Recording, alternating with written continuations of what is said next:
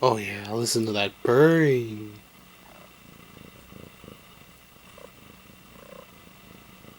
Yeah. Listen to that purring. Hey, you're good to go if you want to. You're welcome to leave me. You're more than welcome to.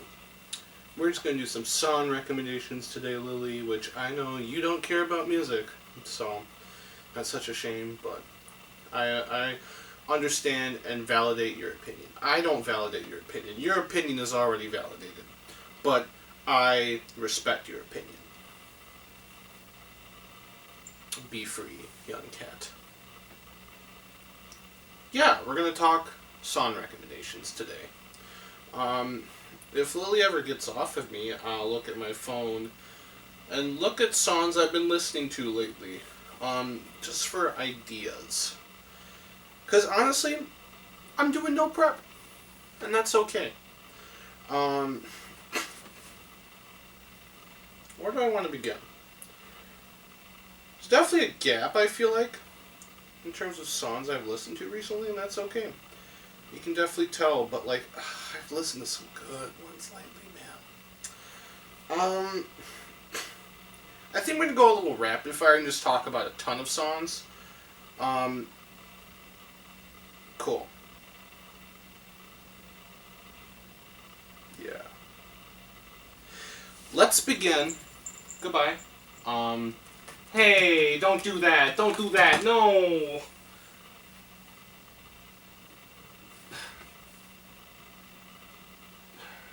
Do I need to open the door for her? Oh my gosh. Maybe I'll open the door for her later. I don't know. She'll be fine out here for a little bit. Anyways,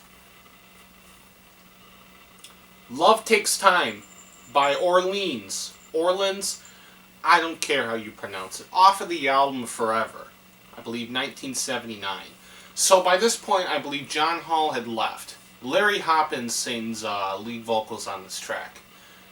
I really like the energy of this track. Lots of energy.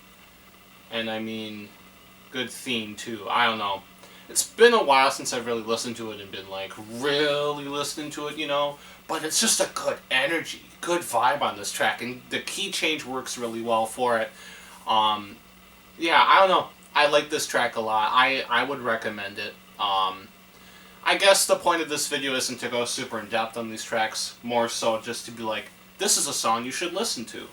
Go check it out. Oh yeah, she's scratching at that door. She is scratching at that door. Oh, I know you want to go out. Can you give me one moment, Lily? I'm going to talk a little more about Love Takes Time. Um, yeah, it's a really good song. Just good energy behind it. That's what I like. Um, anything else to talk about with it? It's just that chorus. And once again, this band demonstrates their fantastic vocal harmonies on this song. So, yeah, that's about all I got to say there. Lily. Yep. Hey, oh my goodness, you poor thing. I wish that you could, you had the ability to, maneuver door handles. You're not gonna be able to see that on the thing. That's okay. Here, I'll take the camera with me. How's about? Yeah, we're gonna be a little more mobile than normal. Hey, what's going on? Yeah, I'm sorry. Just gonna stare at me?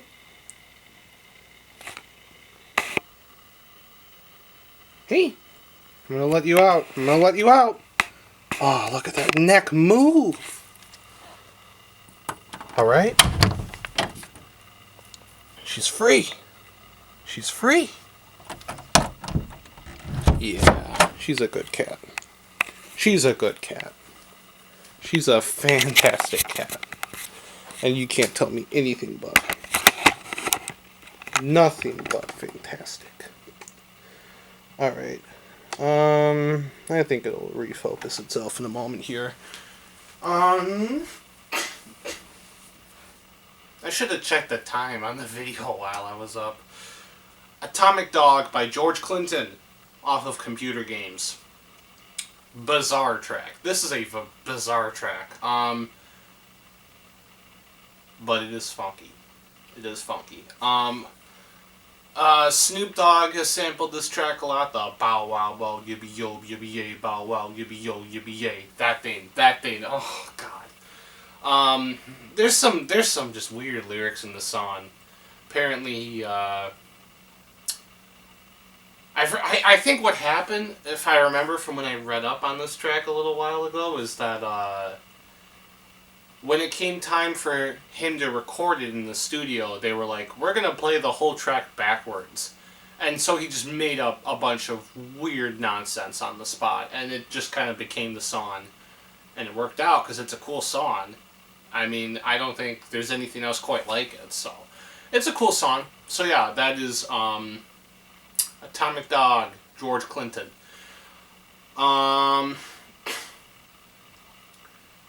Yeah, let's go with Find It in Your Heart by Michael McDonald off of the album Wide Open. And hear me out, right? You know I'm a Doobie Brothers fan. I like Michael McDonald a lot. But his solo albums are hit or miss sometimes.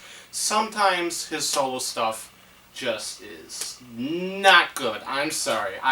Like Blue Obsession, that album, I did not care for at all. There was one song I liked, and I don't even remember the name of it, but didn't care for that album. Wide Open, though. Wide Open, I would say, was a very impressive album, especially when you consider the fact... Okay, I wouldn't call it very impressive. I'd call it... I enjoyed the album. And I think that's a very good thing, especially when you consider the fact that Michael McDonald is 60, close to 60 at this point in time, and he put out a pretty good album for being at his age. I'm like, most people kind of reach a certain age and they just start putting out worse and worse stuff, and so I'm kind of like, it's cool that he was able to put out something, original material that was actually pretty good at such an old age. It's not really that old, but still. So Find It in Your Heart. I don't know, just good vibe on the song. I really like the background vocal echoing the main vocal. I just like it. It's just, I don't know how to explain this song. I don't know how to explain like the vibe of it, It's got this smooth kind of jazzy vibe, I guess. I don't know, but it's like laid back. I just don't know how to describe it. And that's okay. It's definitely got his feeling though,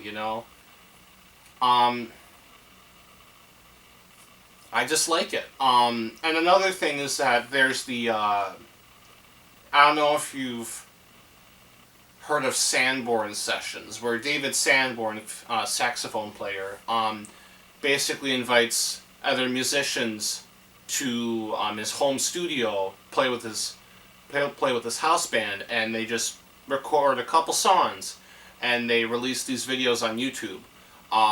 One of the videos from when Michael McDonald was on with, I believe, Brian Owens, they did Find It in Your Heart, and it's pretty good.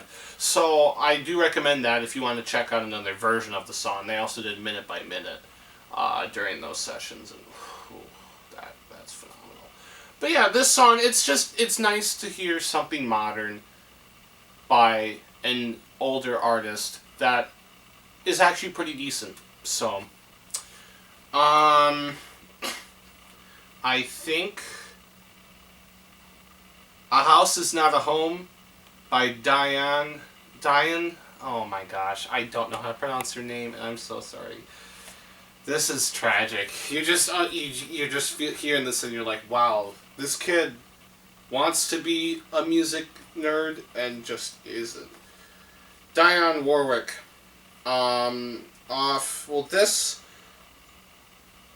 This is off of a Greatest Hits album. I don't know the original album. I don't know if there even is an original album, honestly. I mean, just knowing how, like, that whole partnership worked, I don't even think there was an original album.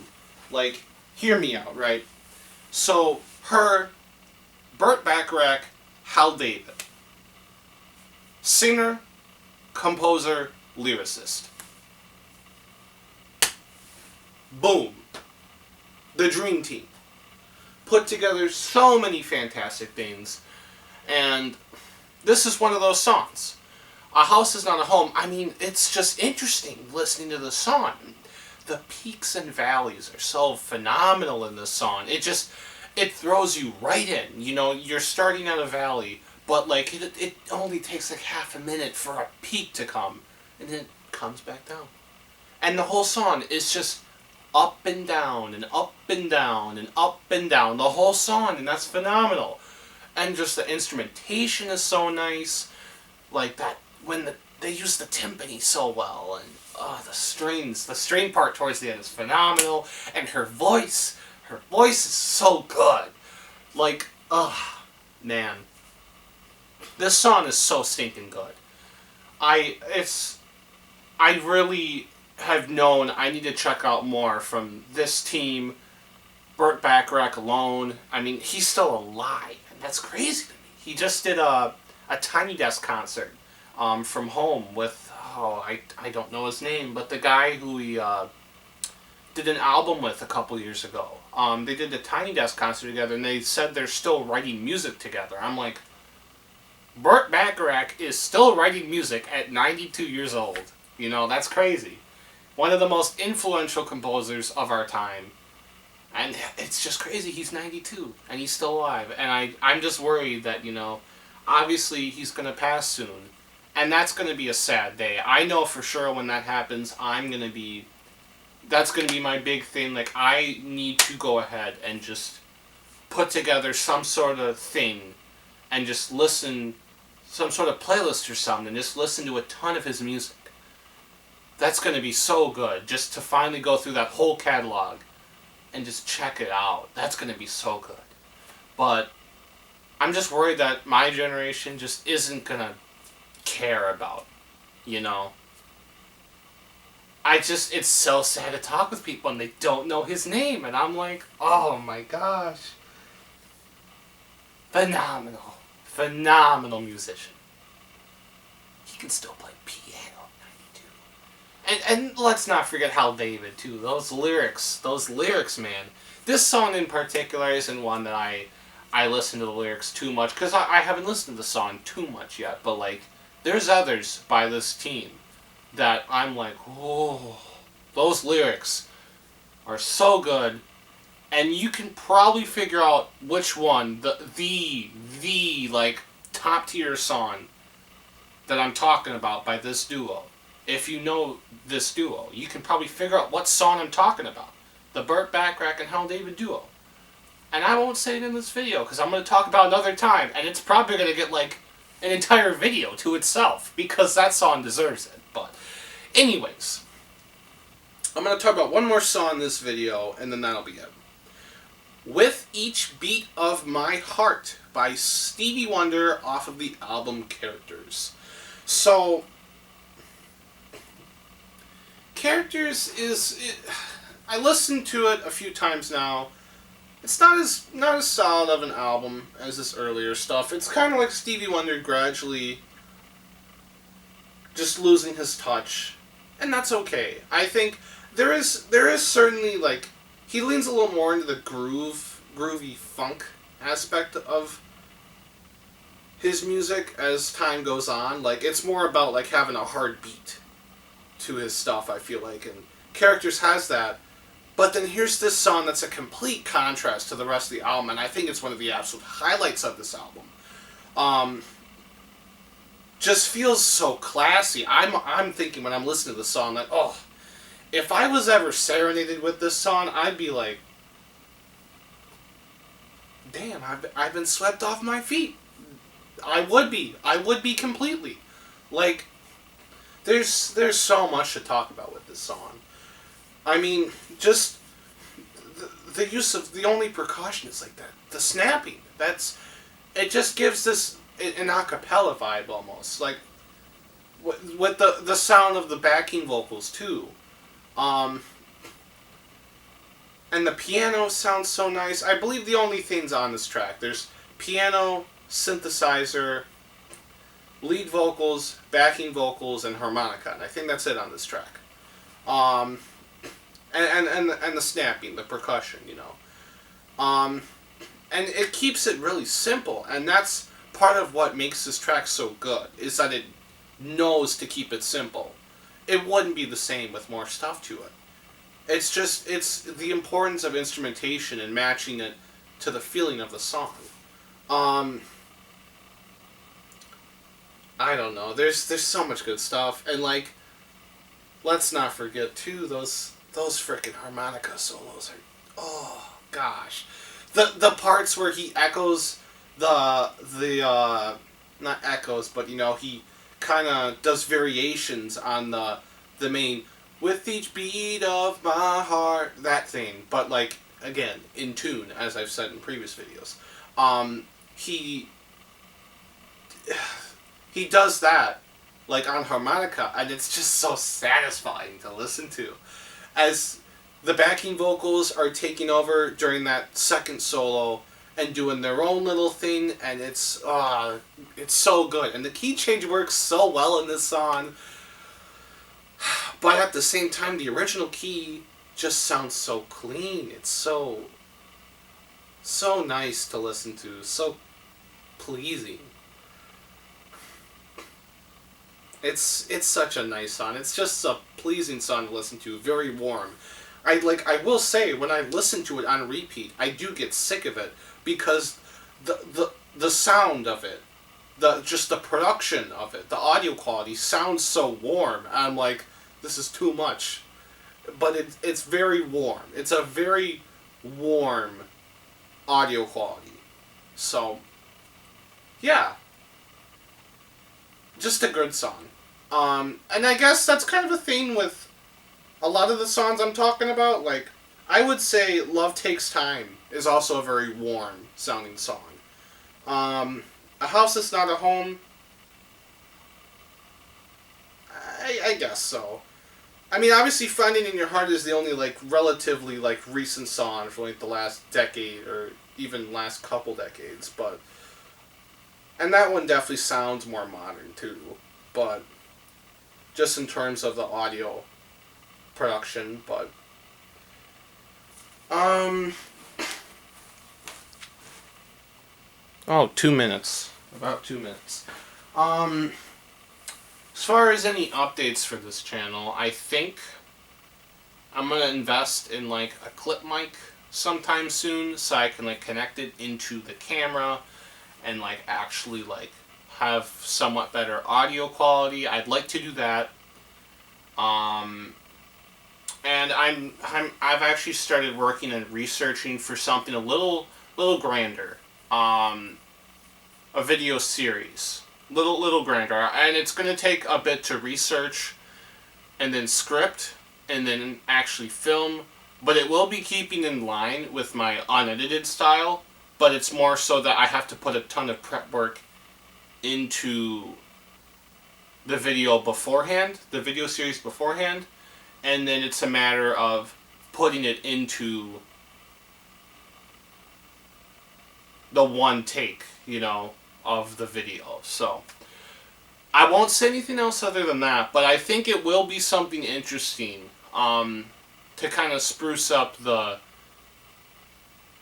music space video essay format, you know? You get what I'm saying? Like something like polyphonic, you know, that kind of channel, that kind of thing. So it should be an interesting take, a unique take on it, on the formula. So I think there'll be some charm in it if I pull it off correctly. So thank you for watching. I hope you get some good music out of this, and I will see you again soon.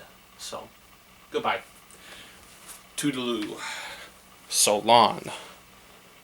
Hasta la vista, baby.